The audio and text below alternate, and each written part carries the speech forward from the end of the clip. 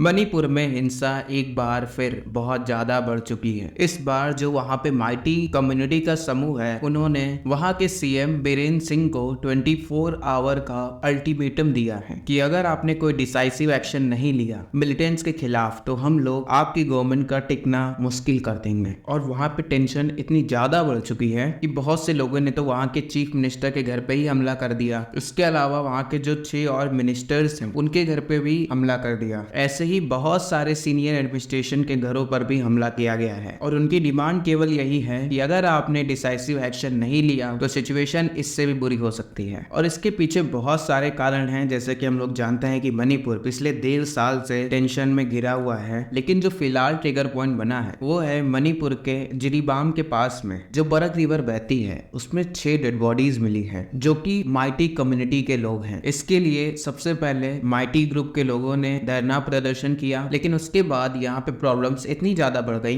कि ये protest violence में चेंज हो गया। इतने वायलेंस के बाद मणिपुर की स्टेट गवर्नमेंट ने सेंट्रल गवर्नमेंट से आग्रह किया है, प्लीज जो आपने आफ्सपा लगाया है इसे रिमूव कर दीजिए। और अगर ये सेंट्रल गवर्नमेंट ने रिमूव नहीं किया तो यहाँ पे टेंशन और ज्यादा बढ़ सकती है। इसके बाद सेंट्रल गवर्नमेंट के पास भी दबाव इतना ज्यादा बढ़ चुका है कि अमित शाह जो कि महाराष्ट्र में इलेक्शन रैलियां निकाल रहे थे वो भी दिल्ली वापस आ चुके हैं। इन्हीं चीजों के बारे में बात करेंगे और जानेंगे क्या है इसका बैकग्राउंड और वहां के लोगों ने क्या डिमांड रखी है स्टेट गवर्नमेंट से। और ये बरक नदी है, इसी नदी की एक ट्रिब्यूटरी है जिसको जीरी बोलते हैं। उस जीरी नदी के अंदर 6 लोगों की डेड बॉडीज मिली है। ये 6 बॉडी माइटी कम्युनिटीज को बिलोंग करती हैं, जिसमें से एक 25 साल की महिला और उनके 2 बच्चे, 31 साल की महिला और उनकी एक बेटी और एक 60 साल की महिला, जिनकी डेड बॉडीज यहाँ पे मिली है। और यहाँ पे सारी की सारी कहानी भी इसलिए हुई थी क्योंकि 11 नवंबर की बात है, सिक्योरिटी फोर्सेस के द्वारा वहां पे 10 मिलिटेंट्स को मारा गया था जो कि कुकी ग्रुप को बिलोंग करते हैं। लेकिन जब वहां पे ये वाली वारदात हुई तो उसके कुछ ही दिन बाद ये 6 डेड बॉडीज मिलती हैं, जिसके बाद माइटी कम्युनिटीज के द्वारा वहां पे धरना प्रदर्शन स्टार्ट हुआ।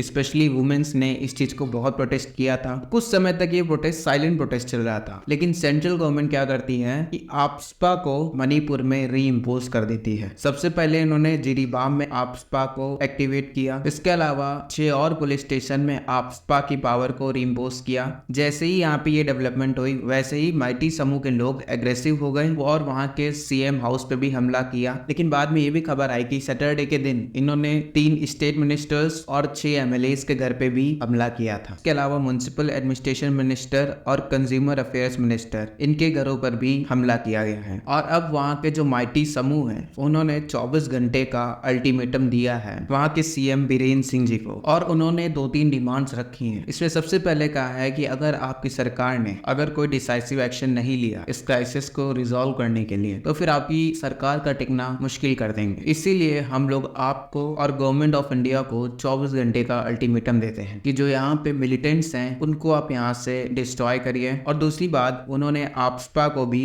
रिवोक करने की मांग की है। इसके बाद स्टेट गवर्नमेंट ने कर्फ्यू लगा दिया है इम्फाल में, विष्णुपुर में, थौबाल में और कच्चिंग में। साथ ही इंटरनेट सर्विसेज को सस्पेंड कर दिया गया है। और साथ ही स्टेट गवर्नमेंट ने सेंट्रल गवर्नमेंट से डिमांड किया है कि आफ्सपा को रिवोक करिए। धन्यवाद।